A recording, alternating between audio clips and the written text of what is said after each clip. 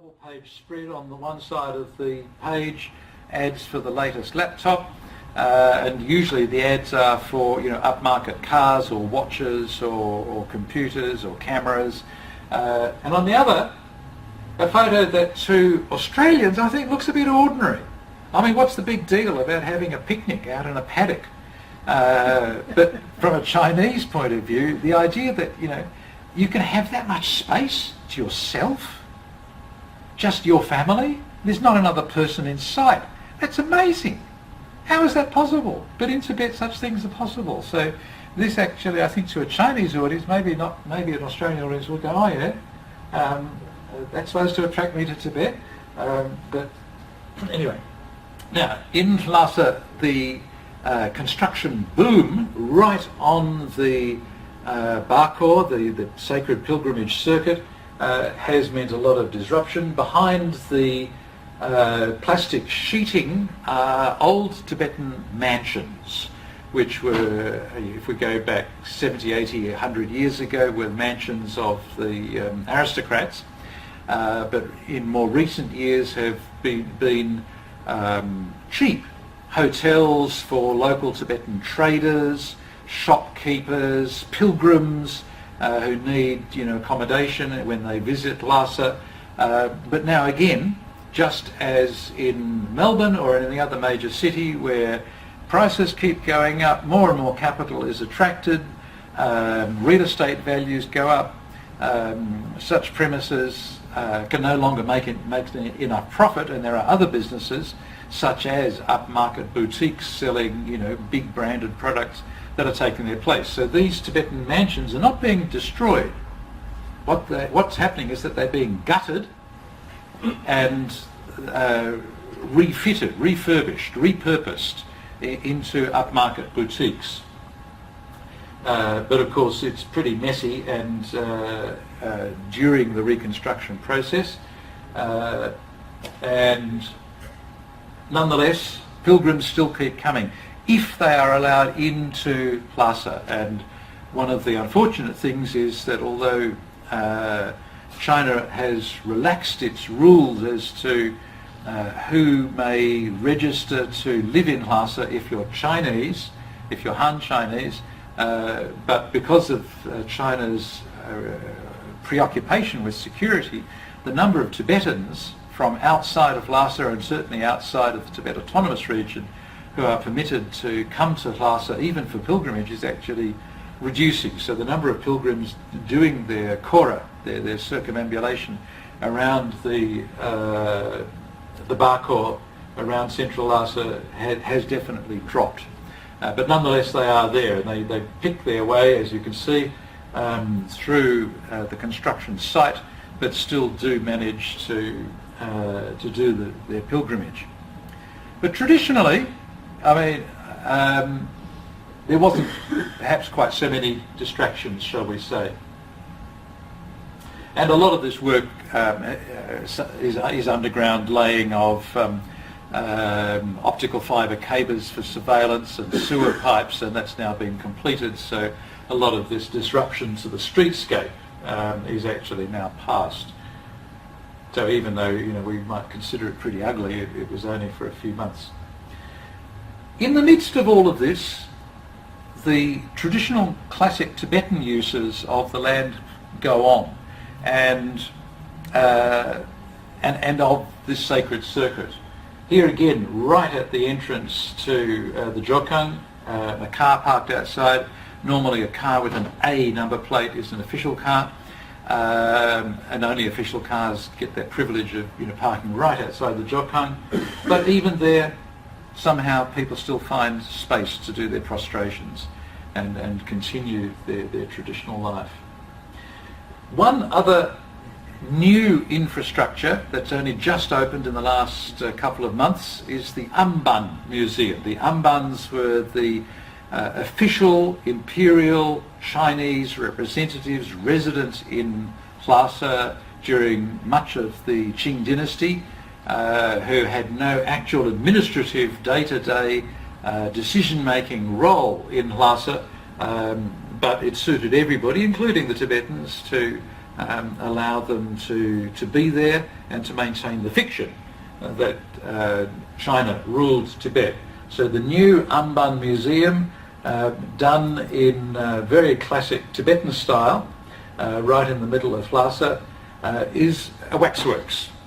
So here we have the Amban himself with his loyal female Tibetan servant standing alongside him, inscribing in beautiful classical calligraphy his commands to the Tibetans as to what shall be done, because the whole point of this new museum is that he is in command, he is the effective ruler of Tibet.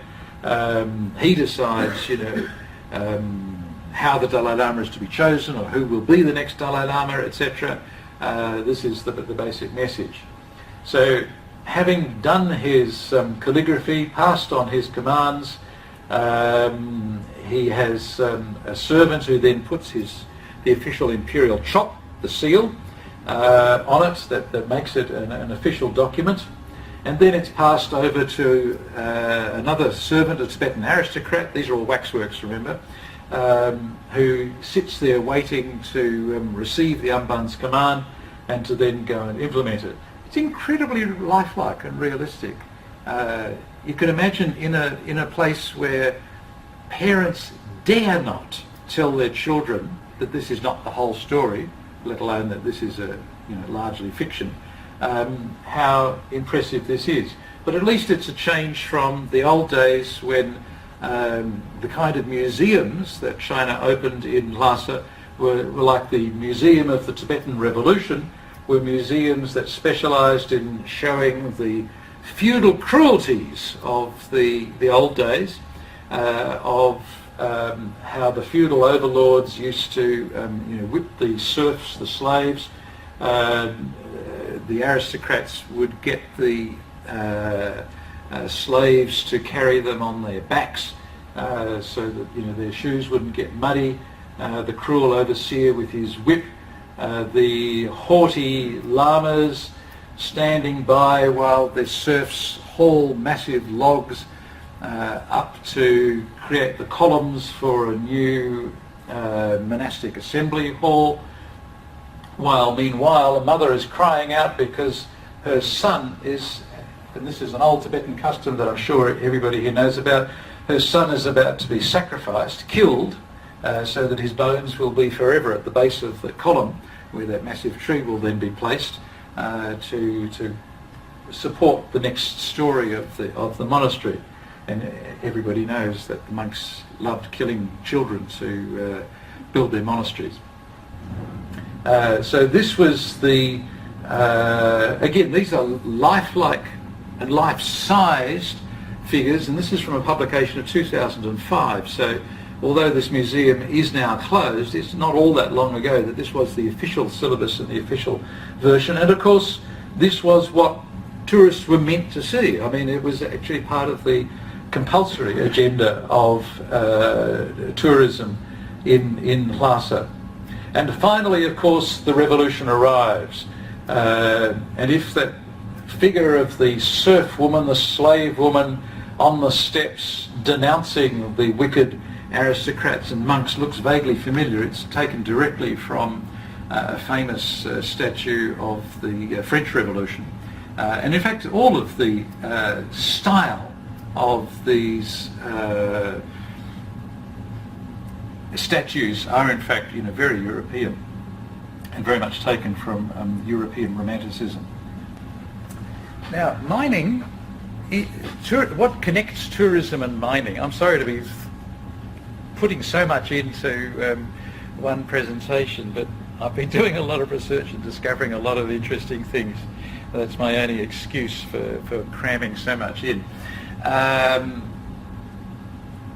Tourism and mining, you could say, are connected in the sense that they are the two industries that are transforming Tibet. The two industries that are likeliest to succeed in achieving something that has been China's ambition for a long time, but without much success, of actually integrating Tibet into the Chinese economy and therefore into the global economy. Tourism has an obvious potential to do that. And tourism, you could say, has a beneficial potential, especially, as I said before, if there is some sort of genuine cultural exchange, but also because tourism is by definition labour intensive. Mining, however, fulfilling China's growing need for raw materials to build the world's factory, and excuse me for chucking in some ancient Chinese propaganda, but Chinese modernity needs stuff. It needs access to raw materials. It needs access, obviously, to oil and coal, and as we know, Australia makes its fortune from selling so much coal and iron ore and many other minerals to China. So the dream of the 1950s that revolutionary China would overtake Britain's steel industry eventually came true. It took longer than the revolutionaries imagined, and building railway engines again was a major part of it. And also, one of the other major resources that China needs, which is a resource that cannot be imported by ship, is water. For that, especially given the acute shortage and chronic shortage of water in northern China, where Beijing is, where Chinese civilization historically began and was concentrated, requires access to the major rivers of China, the Yangtze and the Yellow River, both of which start in the glaciers of Tibet and both of which meander for over 1,000 kilometres across the grasslands of Tibet before they descend from the eastern edge of the Tibetan plateau down to lowland China. And that too is a really major resource that China needs. I'm not going to spend a lot of time on the specifics of exactly where China found those sources of oil and gas and lately more minerals. There are some maps up on the whiteboard there if anybody wants to go into a little bit more detail, and if you want to go into a lot of detail, buy the book. And what a lot of Tibetans may not know is that China has been busily extracting the oil and gas of Tibet by pipeline and by railway tanker wagons for the last 30 years now. And there are pipelines carrying gas from Tibet through to central China and on to the coast, and they've been in place for quite some time now. This is not necessarily something new. The main minerals that China is exploiting now on an industrial scale are deposits where copper, gold and silver are found together, usually also with either lead zinc or with molybdenum, and they are all minerals that are in great demand. Most of the new mines are along this yellow line, which is really a continuous chain. This is actually the Yalong Tsangpo Suture Zone, to use a bit of Chinese geological jargon. This is literally, the Himalayas are here.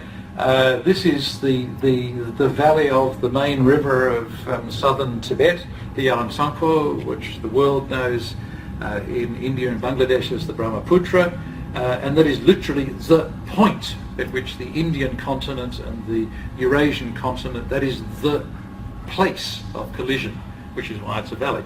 And that's where the deposits were formed. So nearly all of these massive new copper, gold, silver mines are close to rivers for very strong geological reasons. Historically, the sort of mining that has been happening in Tibet for many decades was on a moderate scale. And there's a few slides here of the sort of mines that you would find scattered around Tibet in the 1970s, 1980s. And the main purpose of showing you is just to emphasize that these are not necessarily one-man, artisanal, poor Sichuanese peasants panning in the rivers, although there was a fair bit of that too. But it's not exactly, your BHP Billiton or your Rio Tinto either. It's somewhere sort of in between. And there's a lot of pictures available. And most of it was concentrating on getting hold of what is most readily extractable, which is on the surface, and especially flakes of gold in the rivers, placer gold, alluvial gold, which can be extracted if you're in a hurry by dredgers, by placing floating dredgers in the rivers. So the first slide was showing all the pieces of a dredge being ready to be assembled, and then once you've actually built your dredge, it sits in the river. It literally scoops on the right-hand side the river banks and the river bed and a whole lot of water as a slurry, and just sort of slurps it all into the dredge where it gets swirled around mechanically so that the gold flakes, which have a very specific weight, can be centrifuged out, and the rest of it is just spewed out the other side on the left-hand side as a muddy slurry. So these machines literally eat the landscape. If we want to understand why the Tibetans are so unhappy, why they feel for decade after decade that their grief, their sense of loss, has just reached a point where it's unbearable, and there are now so many protest suicides, self-immolations in Tibet. People talk a lot about religious freedoms, but there's a material aspect to this as well, and I don't think they're necessarily disconnected or at odds with each other. When Tibetans feel that this sort of extraction, which they've been powerless to speak up about, to articulate their concerns, to restrict in any way, to have any say over who comes, how they operate, what the environmental impacts are. And if you think of the and of the massive scale of salt extraction in northern Tibet, which is one of the main sources of the lithium that powers the batteries in mobile devices, in your mobile phone, in your laptop or your tablet. This is where the lithium comes from, extracted from the salts. There were also lots of poor Sichuanese peasants who could no longer make a living on the land in inland China, who did indeed just camp in tents alongside the rivers, and just like the Chinese, the Irish, the Scottish gold miners who flocked to Victoria in the 1850s to try and make their fortunes, it's actually, in some sense, a very similar story. So you do get, your poor Sichuanese in a tent on the corner of the river, just diverting the river so that he could pan for gold. You also get slightly larger operations like this cement plant, which could perhaps be a dusty, grimy cement plant just about anywhere, except for the fact that in one corner there's a prison camp providing the labour. And I should emphasise this is a photo that's now 20 years old, and whether it's still reliant on prison labour, I don't know.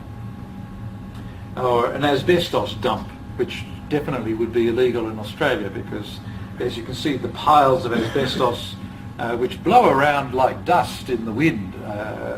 Asbestos, once it's been mined, is very fine fibres that very easily get picked up by the wind. Any occupational health and safety person in Australia would be absolutely horrified to see a picture like that. In order to extract minerals on an industrial scale, however, as against the images that you've just seen, you need major infrastructure of extraction.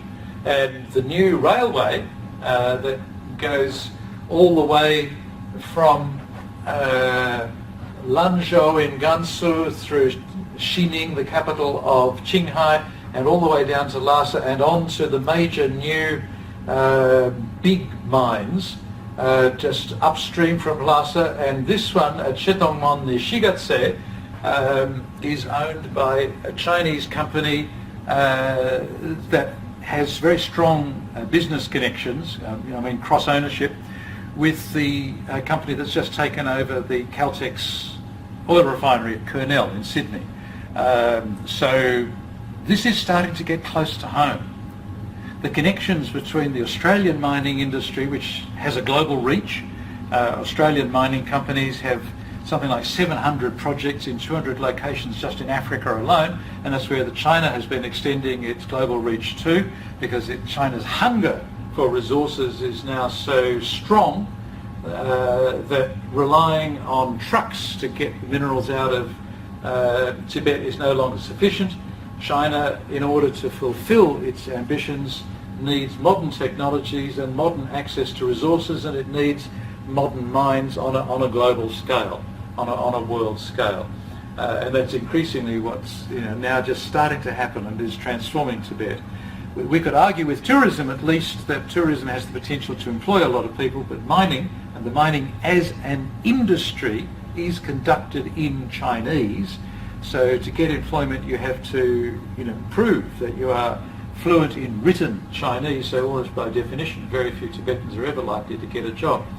When Tibetans do protest, and I'll stop after this series, this short sequence of images here, Tibetans know how difficult it is when they wish to express their concern that sacred landscapes, areas that have traditionally been reserved for pilgrims as nature reserves, are to be exploited. Remote areas where there hasn't been historically much Chinese presence until the geologists discovered extractable resources, and suddenly this became the new frontier of mining for those big Chinese companies and global big brands that are increasingly relocating their factories to Western China at the foot of the Tibetan Plateau, and therefore increasingly relying not so much on imports from Australia but on sourcing their raw materials from Tibet.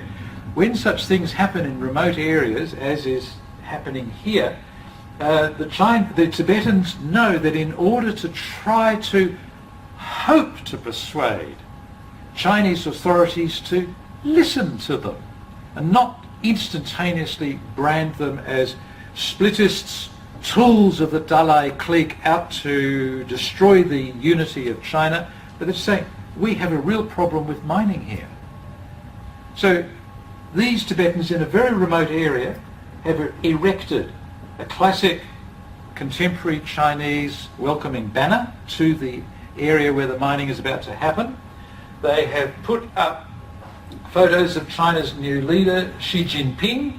They have put in Tibetan and in Chinese quotes from Xi Jinping on the need to protect the environment. And yet still, the inevitable happens.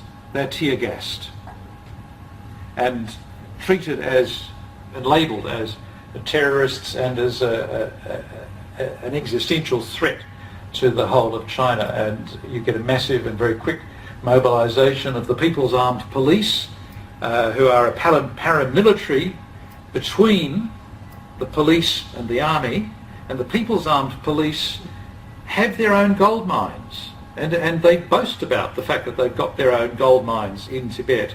Because the whole idea is that the People's Armed Police finance their operations, their repressive operations, by running mines and all sorts of other business operations in Tibet. So they're directly defending their own interests.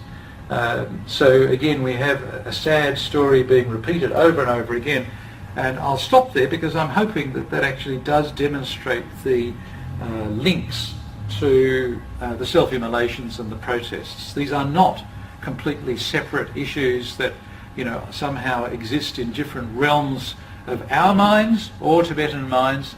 They are connected.